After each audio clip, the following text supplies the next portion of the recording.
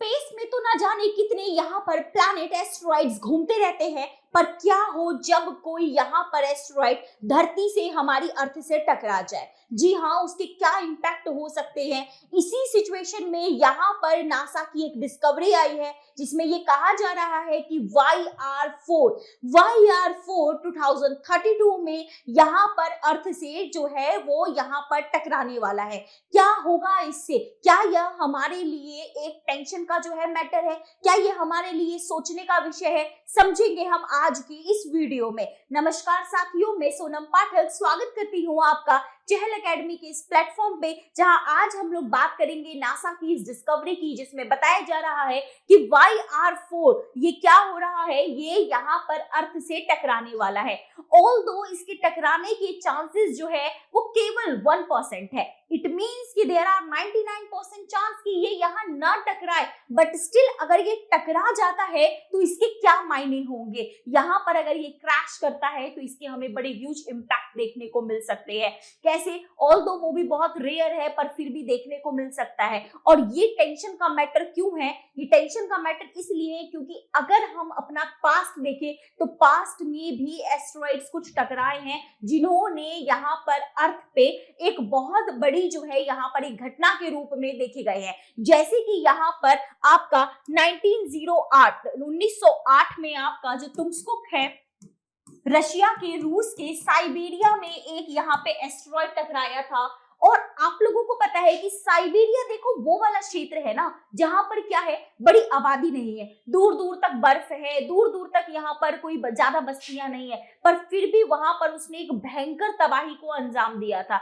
ऐसे में जब इस एस्टेरॉइड के टकराने की बात हो रही है तो जाहिर सी बात है वैज्ञानिकों के बीच ये छोटा सा डर है, ये बड़ा डर है कि इसका क्या प्रभाव जो है वो देखने को मिल सकता है। इसी के संदर्भ में वो अपना प्लानिंग कर रहे हैं। बात करें इस YR यहाँ पर 4 की, तो इसकी डिस्कवरी जो है वो दिसंबर 2023 में ही चिली में हो गई थी। चिली के टेलीस्कोप में इसको देख लिया गया था और फिर इसको उस टाइम पर एज अ क्लासिफाइड किया गया था near earth asteroids. Near earth asteroid it means कि ये अर्थ के यहाँ पे जो है उसकी सीमा में यहाँ पर जो है वहां से ये पास ऑन हो रहा है। बाकी इसके साइज की बात करें तो इसका साइज 40 to 100 मीटर्स के बीच में है। इसके लिए इसको कहा जा रहा है कि ये फुटबॉल फील्ड साइज है, एक फुटबॉल के आकार का एक उपग्रह है। ये फुटबॉल के आकार का उपग्रह, इसका एग्जैक्ट साइज निकाल पाना अभी कंपैरेटिवली चैलेंजिंग है। क्यों चैलेंजिंग है? क्योंकि लगातार ये क्या कर रहा है, मूव किए जा रहा है। उस मूविंग में हम इसका एग्जैक्ट साइज निकाल पाए, किस फॉर्म में है ये, वो अभी थोड़ा सा हमारे लिए चैलेंजिंग है। तो कैसे होगा?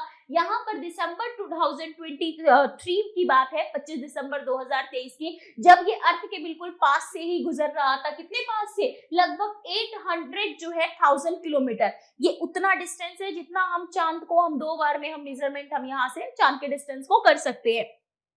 तो वहां पर भी ये क्या रहा था, उस टाइम पर इसको विजिट किया गया। ऑल्दो ये लगातार अर्थ के पास से जा रहा है, इसका जो सेकंड ईयर के पास से गुजरेगा 2028 में और उसके बाद 2032 में, जब इसके टकराने की संभावनाओं की बात की जा रही है। इसकी अगर हम ओवरऑल बात करें तो इससे जुड़े हुए रिस्क क्या है, इसका वही है कि 2028 में जब ये वहां से पास में जाएगा तब इसका बहुत हम ज्यादा एक बेटर एक अनुमान लगा पाएंगे। चांसेस तो कम है कि ये टकरा पाए, पर फिर भी इसके बारे में एस्ट्रोनॉट्स, हमारे जितने एस्ट्रोनॉमर्स हैं, जो हमारे एस्ट्रोनॉमर्स हैं, वो इसके बारे में जानकारी इकट्ठा करने की कोशिश कर रहे हैं जो एग्जैक्ट चीजें निकल कर आ पाए। इसकी क्या पोटेंशियल है, क्या ये अर्थ को सच में बहुत ज्यादा इम्पैक्ट यहाँ पे इसका पड़ सकता है? तो माना जा रहा है कि नहीं भाई, ये कोई बहुत बड़ा ग्लोबल थ्रेट तो नहीं है। क्यों? क्योंकि इसका जो है क्या है, इसका हमने साइज देखा तो फुटबॉल के साइज का आकार का है। लेकिन हाँ, ये जहाँ पे जाएगा और जहाँ पे भी गिरेगा, जैसे दुनिया के कुछ देशों का इसमें बात भी की जा रही है कि कुछ कुछ रीजन पे हो सकता है, अगर अफ्रीका पे गिरे, हो सकता है अमेरिका पे गिरे,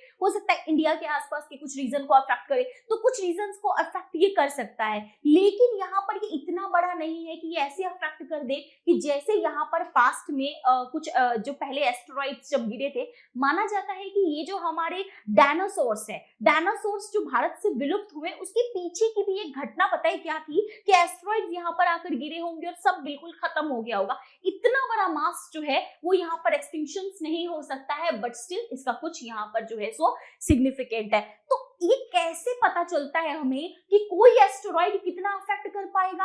एक्चुअली इस मीजर करने के लिए ना कि स्केलिंग होती है, जिसको हम यहाँ पे टोरिनो स्केलिंग के नाम से जानते हैं। अब ये टोरिनो स्केलिंग रेटिंग क्या होती है, जैसे मान लीजिए इस पर मेजरमेंट होता है यहाँ पर 10 तक का। कितने तक का होता है? 10 तक का होता है, जिसमें अगर 2 से कम है तो बोला जाता है अच्छा कोई बात नहीं, थर्ड है थोड़ा टेंशन वाला है, 4 थोड़ा और ज्यादा।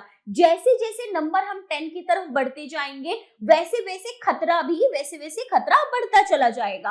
तो जो इसको रेटिंग दी गई है वो 3 नंबर की रेटिंग दी गई है। कितने की? 3 नंबर की रेटिंग दी गई है, जो यहाँ पर बताया जाता है कि रिस्क है but it is a low level, right ना, मतलब बहुत ज्यादा वॉरिड वाला नहीं है।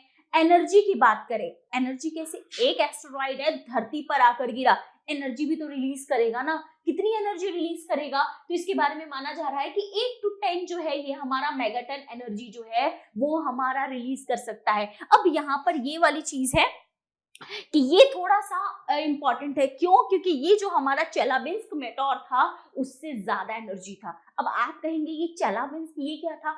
एक्चुअली अभी हमने थोड़ी देर पहले बात की थी कि 1908 में रशिया में एक एस्टेरॉइड गिरा था। सेम ऐसा ही 2013 में 2013 में रशिया में एक और एस्टेरॉइड आया था जो कि आपके चेलाबिंस्क के नाम से जाना जाता है। तो उस टाइम पर इसकी जो एनर्जी क्षमता थी वो 500 किलोटन थी और चेलाबिंस्क ने भी थोड़ी तबाही मचाई थी। तो इसकी तो और भी ज्यादा है, चेलाबिंस्क का था 500 किलो और इसका कितना है? लगभग यहाँ पर 8 से 10 मेगाटन है, जो अपने आप में एक बहुत सिग्निफिकेंट, एक बहुत बड़ा नंबर है।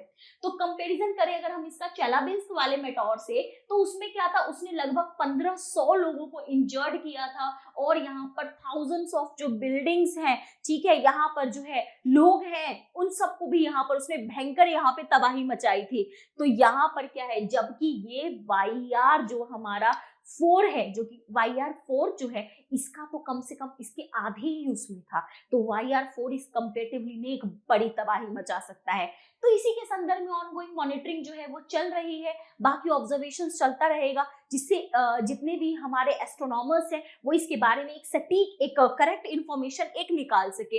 इसके अलावा अब हम यहाँ पर एक बात और करें कि एस्टेरॉइड्स जो हैं क्या ये सच में बहुत ज्यादा खतरा पहुंचाते हैं, इनका अर्थ के साथ कैसा रिलेशन है? तो हम देखते हैं कि देखो डेली आप अभी सांस भी ले ले, बाहर धूप में जा रहे हैं, डेली पता नहीं कितने एस्टेरॉइड्स आ जाते हैं, राइट ना। कुछ तो ऐसा होता है जो अर्थ के फ्रिक्शन में ही खत्म हो गए और कुछ होते हैं जो आ जाते हैं बट फिर वो जल जाते हैं, उनका सिर्फ राख ही आता है, मतलब बचते ही नहीं है। लेकिन कुछ छोटे छोटे कणों के रूप में कितने ही डेली आते हैं और वो कोई मेजर इतना बड़ा कोई ऐसा लॉस नहीं है, होता भी है तो बहुत मिनिमल चीजें हैं, ठीक है। लेकिन कुछ होते हैं लार्ज, बड़े, जो क्या कर सकते हैं, ग्लोबल थ्रेट के रूप में काम करते हैं, जिनका मतलब अगर 1 किलोमीटर से ज्यादा अगर उनका साइज है, ठीक है, जैसे हमारा यहाँ पर जो है सो चिक्सिक्लब जो है बताया गया है इम्पैक्टर, वो बहुत कम होते हैं, लेकिन अगर वैसे आए तो वो ज्यादा हमें नुकसान पहुंचा देते हैं।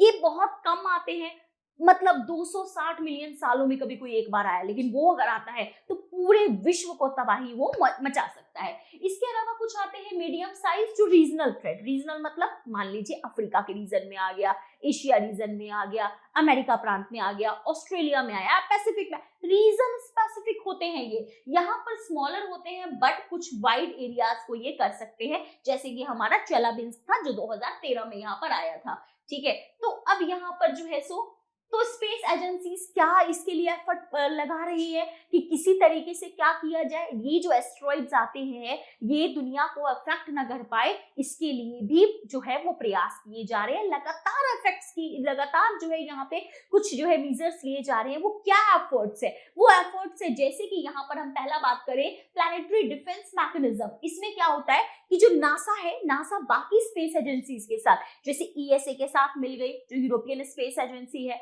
या फिर कैनेडियन स्पेस एजेंसी है, या फिर हमारा जापान है, या फिर इंडिया हमारी अपनी इसरो है, इनके सबके साथ मिलकर क्या करती है, स्ट्रेटजीज जो है वो बनाती है, so that they can prevent that, वो उससे बचाव कर सके। इसके अलावा इनका मेन यही होता है कि कोई भी आपका कोई भी जो हमारा एस्टेरॉइड है वो यहाँ हमारे आए उससे पहले हम उसका अंतरिक्ष में ही हम उसको क्या कर दे, उसको वहीं पर ही जो है हम उसको समाप्त वगैरह चीजें कर दे।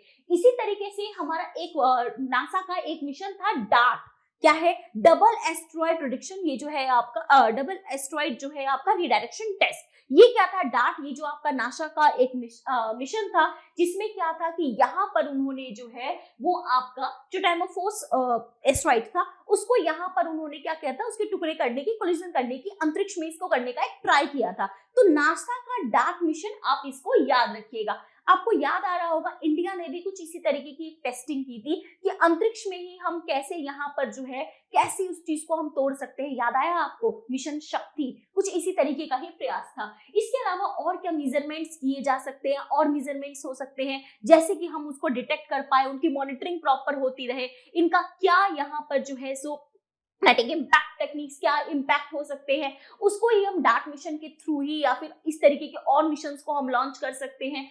फिर एक है हमारा न्यूक्लियर डिफ्लेक्शन। इसमें क्या होता है कि न्यूक्लियर एक्सप्लोजन आइदर डिस्ट्रॉय और स्लाइटली डिफ्लेक्ट द एस्टेरॉइड। हम इसका प्रयोग करके भी या तो उसको बिल्कुल ही खत्म कर सकते हैं या फिर उसको उसकी एनर्जी को किस तरीके से यूज करना है यहाँ पर ये किया जा सकता है। ये बिल्कुल लास्ट ऑप्शन होता है जिससे हम रिस्क को कम कर सके। तो इसी सारी सिचुएशन के बीच ये है हमारा आज का एक क्वेश्चन। जस्ट ट्राई कीजिएगा कि आप इसका आंसर कर पाए। Discuss the potential destruction caused by asteroids impact and analyze the planetary defense measures such as the NASA's DART mission to prevent collisions with Earth। तो नासा का जो डार्ट मिशन है, ठीक है, कुछ इसी तरीके के क्या पोटेंशियल्स, क्या मतलब हम जिस तरीके से मिशंस ये जो लिए गए हैं, पहले तो ये बताइए यहाँ पर कि ये जो भी एस्टेरॉइड्स है इसको ये एस्टेरॉइड्स कैसे इम्पैक्ट डालते हैं, इनका क्या यहाँ पर जो है क्या इनका क्षमता है कि ये कैसे प्रभावित करते हैं, और उसको रोकने के लिए और क्या मिशंस लेकर आए जा सकते हैं जस्ट लाइक नासा का डार्ट मिशन। इसके अलावा है यहाँ पर इसके अलावा which of these measures appears the most feasible in the near future.